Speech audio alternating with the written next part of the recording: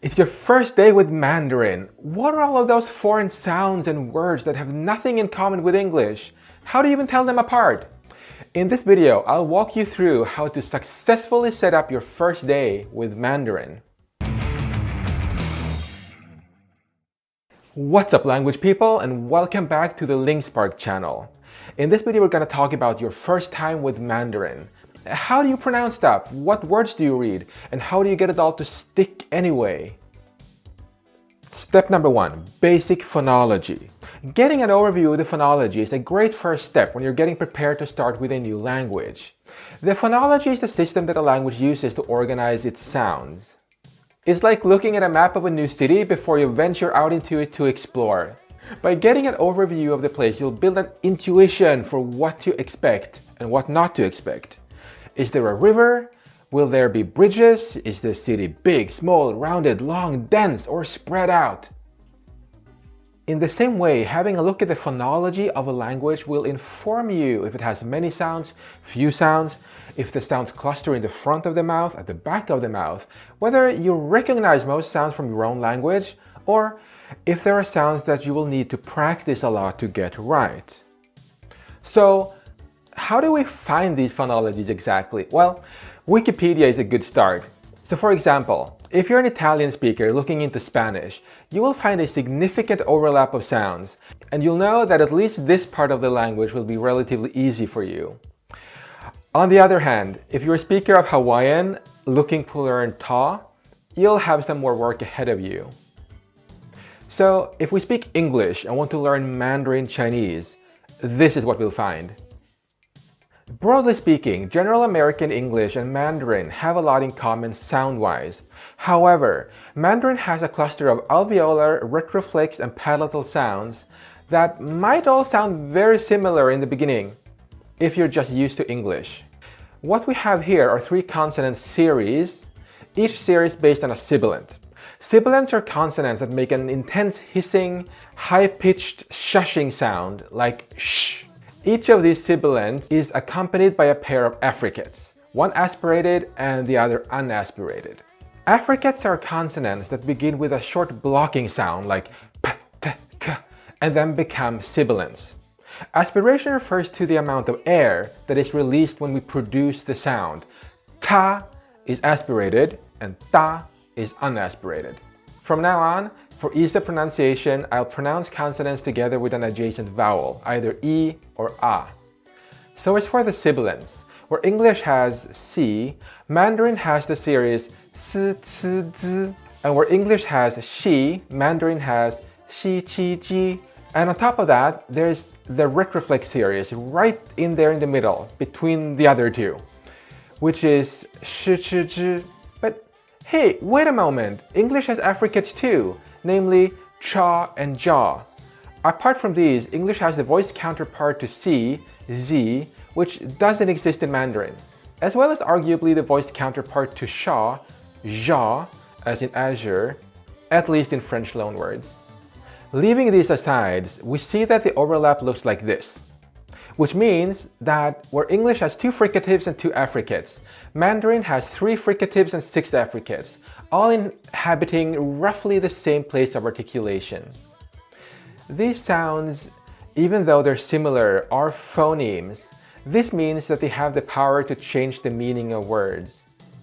To make it even more interesting, some varieties of Mandarin spoken in southern China and in Taiwan tend to pronounce the alveolar and retroflex series more or less the same because of influence from their local Chinese dialects or languages.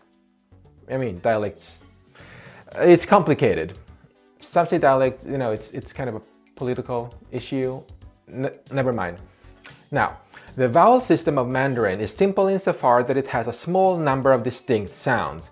However, these sounds combine into a number of diphthongs and triphthongs, namely these.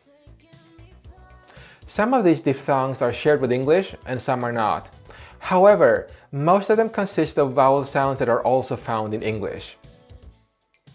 Now that you have the lay of the land as far as Mandarin phonology goes, you'll still need to practice, but you won't be stumbling blindly through the woods, as it were.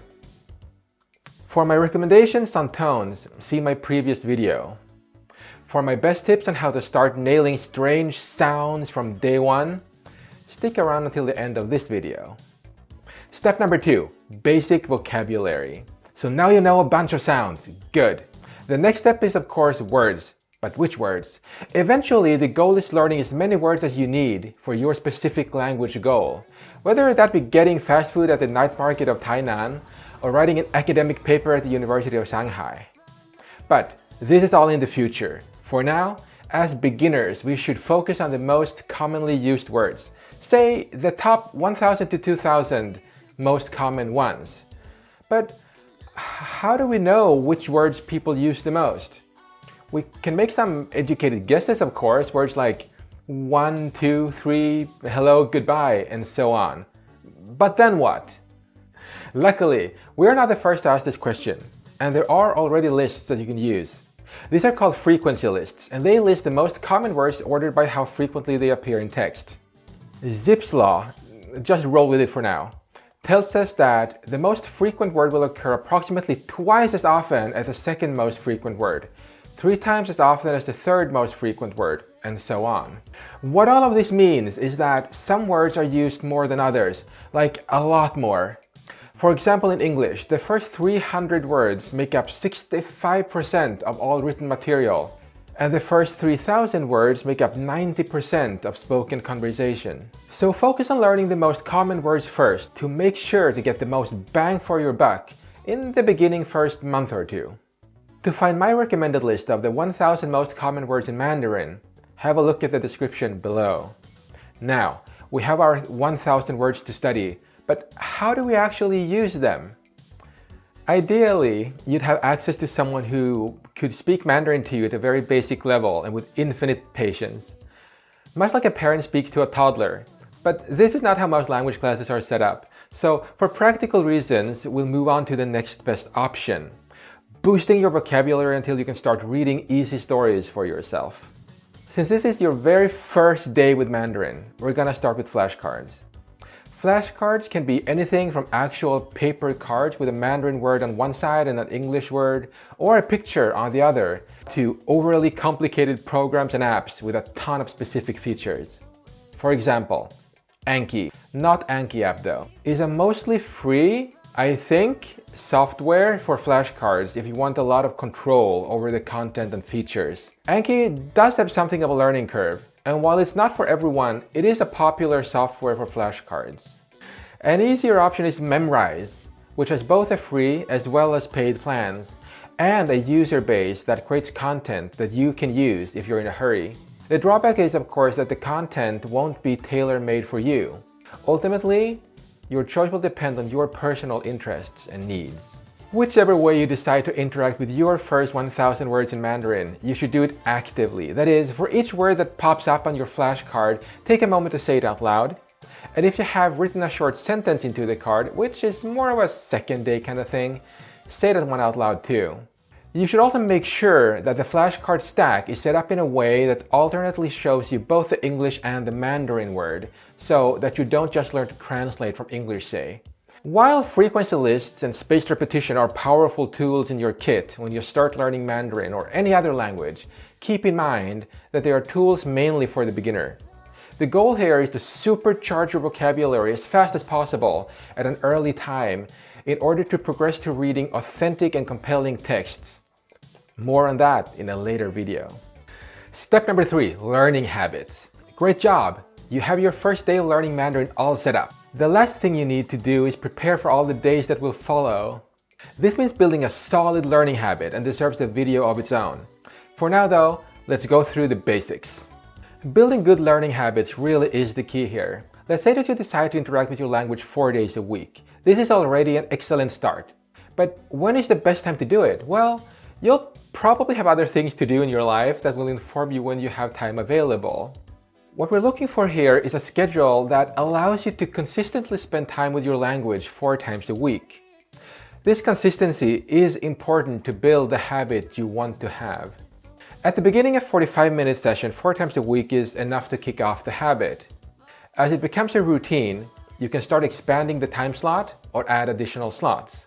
There is a common wisdom saying that we should aim to study at the same time every day and at the same place, because it teaches your body and mind over time to get ready for studying at this time and this place.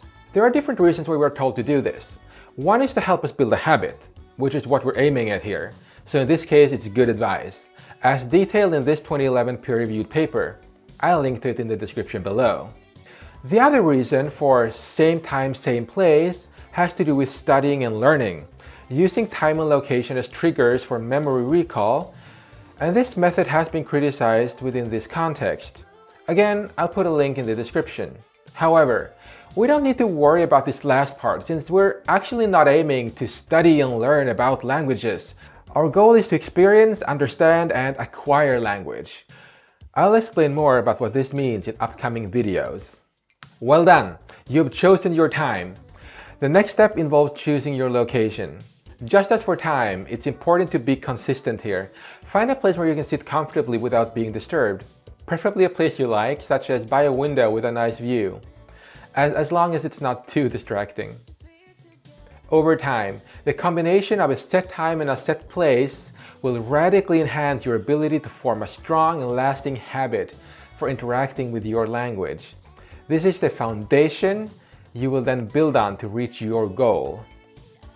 The best way to test your Mandarin pronunciation skills in real life is to do it with a fluent Mandarin speaker. But before we get there are some productive steps we can take. What we need is a way to listen to our own speech in real time with no delay or lag. This allows you to hear your own voice in a more objective fashion, allowing you to correct your pronunciation. The setup can be simple. An app like Microphone Live for iOS or Microphone Pro for Android will do the trick. What you do is listen to brief, authentic Mandarin material, either words or short phrases, then hit pause and speak the phrase into your microphone, which will then in turn feed the sound back into your earphones in real time. Today we have talked about how to successfully set up your first day of learning Mandarin by 1. Overviewing the phonology of Mandarin, and 2. Using a frequency list of the most common Mandarin words, as well as forming strong habits. If this has been helpful to you, click the link in the description to access my free PDF summarizing English versus Mandarin phonology and their key differences. I have also included links to some online frequency lists, which are also listed below. For more upcoming videos on Mandarin and other languages, subscribe and all of that.